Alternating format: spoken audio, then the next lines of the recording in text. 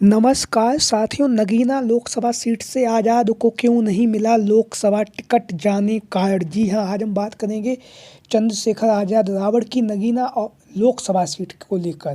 तो जैसा कि आप सभी लोगों को पता है, नगीना की जो लोकसभा सभा सीट है, ये काफ़ी ज़्यादा चर्चाओं का केंद्र बिंदु बनी हुई है। वहीं दूसरी तरफ समाजवादी पार्टी के राष्ट्रीय अध्यक्ष अखिलेश यादव भी लगातार लोकसभा चुनाव में प्रत्याशियों के चयन की प्रक्रिया में समाजवादी पार्टी के दिग्गज कार्यकर्ता नेताओं से मिलकर लगातार लोकसभा चुनाव के प्रत्याशियों का ऐलान कर रहे हैं। अब तक अखिलेश यादव जी की तरफ से 36 समाजवादी पार्टी के प्रत्याशियों का ऐलान हो चुका है और इसी के साथ ही साथ एक गठबंधन के प्रत्याशी को तृणमूल कांग्रेस के जो ललितेश त्रिपाठी हैं उनका भी ऐलान हो चुका है। वहीं पर अखिलेश यादव जी लगातार लोकसभा चुनाव में प्रत्याशियों के चयन प्रक्रिया पर बल दे रहे हैं, लगातार प्रत्याशियों का ऐलान भी कर रहे हैं। तो समाजवादी पार्टी की तरफ से जो नगीना की लोकसभा सीट है, वहाँ पर जो मनोज कुमार जी हैं, उन्हें समाजवादी पार्टी का प्रत्याशी घोषित किया गया है। हालांकि नगीना की लोकसभा सीट पर चंद्रशेखर आज़ाद रावण, जिन्हें आप लोग जानते हैं, इनकी अपनी एक पार्टी है आज़ाद समाज पार्टी, जिसके स्वयं राष्ट्रीय अध्यक्ष हैं और लगातार नगीना की जो लोकसभा सीट है वहाँ पर ये काफ़ी दिनों से मेहनत कर रहे हैं। दलित बाहुल सीट है, दलित और मुस्लिम बाहुल, इसलिए ये यहाँ पर लगातार अपनी वहाँ पर चुनावी प्रचार कर लगातार जनसंपर्क के माध्यम से जनता के बीच में जुड़ भी रहे। सर्व समाज में जाकर सभी लोगों से मिलकर ये अपने चुनावी प्रचार को काफ़ी तेज़ी से आगे भी बढ़ा रहे हैं। चंद्रशेखर आज़ाद रावण काफ़ी ज़्यादा युवा हैं, युवा होने के साथ ही साथ तेज तर्रार नेता हैं और अपने हक और सम्मान की लड़ाई लड़ने वाले नेता हैं चंद्रशेखर आज़ाद रावण जी।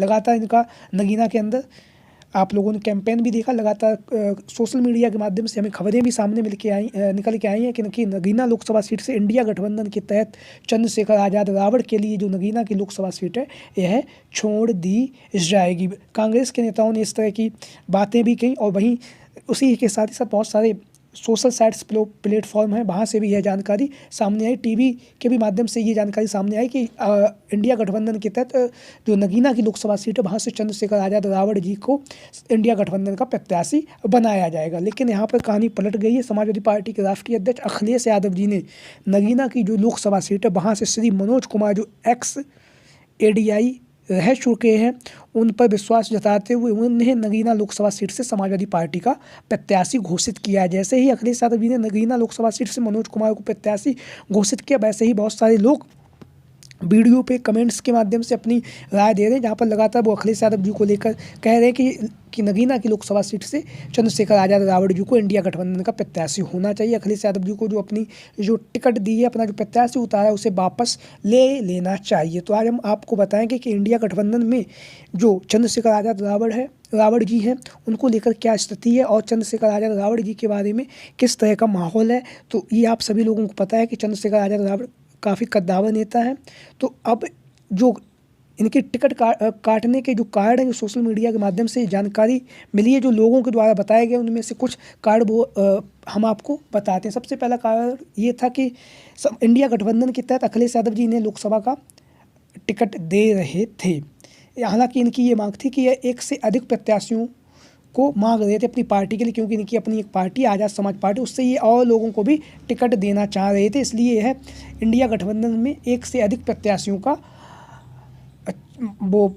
की मांग कर रहे थे कि हमें इंडिया गठबंधन के तहत एक से अधिक सीटें मिले। लेकिन समाजवादी पार्टी के राष्ट्रीय अध्यक्ष अखिलेश यादव जी इन्हें एक लोकसभा सीट, जो इनकी नगीना की लोकसभा सीट है, वह सीट देना चाह रहे थे। वहीं पर दूसरी बात जो सामने निकल के ये आ रही है कि अखिलेश यादव जी ये भी चाहते थे कि चंद्रशेखर आज़ाद रावण जी हैं वह समाजवादी पार्टी के सिंबल पे चुनाव लड़ें, अपनी पार्टी के जो उनका सिंबल है उस पर चुनाव ना लड़ें। इसका कारण ये बताया जा रहा है कि जिस तरह से अखिलेश यादव जी को जो उनके साथी हैं, जिनको भी अखिलेश यादव जी ने आगे बढ़ाया, उन्होंने उनके साथ गद्दारी की है। चाहे फिर जयंत चौधरी देख लो, जिनका 2022 से पहले उत्तर प्रदेश की राजनीति में 0 सीटें हुआ करती थी, आज उनके 9 विधायक गठबंधन में अखिलेश यादव जी की मदद से वहाँ पहुँचे। वहीं पर ओम प्रकाश राजभर को आप देख लो, जिनका कुछ भी नहीं था उत्तर प्रदेश की विधानसभा के अंदर, उनके भी आज वर्तमान समय में 6 विधायक हैं और सभी लोगों ने उन्हें धोखा दिया है। इसको ध्यान में रखते हुए अखिलेश यादव जी का ये कहना था कि आप अपने सिंबल पे न लड़के समाजवादी पार्टी के सिंबल, साइकिल के सिंबल पर चुनावी मैदान पर उतरिए। तो ये दो बातें जो प्रमुखता से जो समझ में आ रही हैं, जो जनता के द्वारा बताई गई हैं, वो तो ये है। और एक तीसरी जो लोकसभा टिकट कटने का ये कारण था कि उन्होंने कभी भी कहीं भी जानकारी नहीं दी कि मुझे मतलब नगीना लोकसभा सीट से चुनावी मैदान में उतरना, ना ही लोकसभा चुनाव को लेकर अखिलेश यादव जी से उनकी कोई मुलाकात हुई है, जैसा कि आप सभी लोगों ने देखा भी होगा। और जो सोशल मीडिया के माध्यम से हमें जो जानकारी सामने निकल के आई है वो हमने आप लोगों के सामने साझा भी की है। तो अब आगे क्या होगा, नगीना की जो लोकसभा सीट है यहाँ को लेकर आगे की स्थिति क्या होगी, हो सकता है आगामी समय में इंडिया गठबंधन के तहत चंद्रशेखर आज़ाद रावड़ प्रत्याशी बन सकते हैं। हो सकता है अखिलेश यादव जी अपने प्रत्याशी को वापस भी ले लें, है ना। राजनीति में कभी कुछ भी स्थायी नहीं होता, कभी भी कुछ भी पलट सकता है। हालांकि एक सर्वे किया था जिसमें 1 घंटे में 1300 लोगों ने वोट किया, जो हमारी चैनल माध्यम किया था कि नगीना लोकसभा सीट से सपा प्रत्याशी को उतारने पर आप लोग कितना सहमत है। 1300 लोगों में से 66% लोगों ने अखिलेश यादव जी के समर्थन किया था। वहीं पर लगभग 33% लोगों ने अखिलेश यादव जी का जो फैसला था, जो अखिलेश यादव जी ने नगीना लोकसभा सीट से जो प्रत्याशी उतारा है उसको लेकर उनके खिलाफ भी रहे। तो आपकी क्या राय है, कमेंट बॉक्स में आप अपनी राय जरूर बताइए। ये वो जानकारी है वो जो हमें सोशल साइट के माध्यम से साझा की गई है। आपकी क्या राय है?